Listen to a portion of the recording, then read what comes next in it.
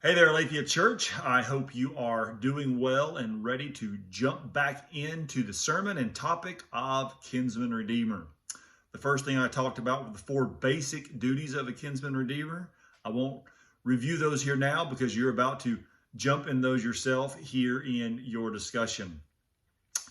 As we went through the passage, we saw that this is the main theme, the main idea of this week, and how Boaz fulfills his duties as kinsman redeemer.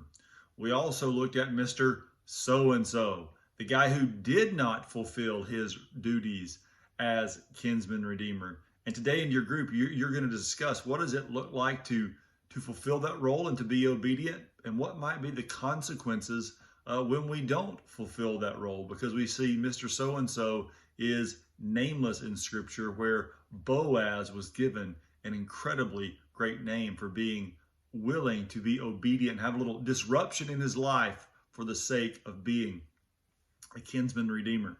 And we see that God works out this big, beautiful plan of bringing about this marriage and the wonderful culmination of the redemption story of Naomi and Ruth.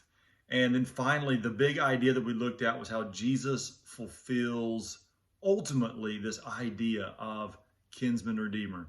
Everything that was spoken of in the Old Testament for these four duties that we see Boaz fulfill, Jesus fulfills in a much greater sense in becoming our kinsman redeemer. And so our challenge is to become like King Jesus. Our challenge is to now go forth and be redeemers for those who are in need of redemption. So have a great time discussing this. And I just look forward to hearing all the stories of how you decide to get involved and become redeemers for those in need of redemption.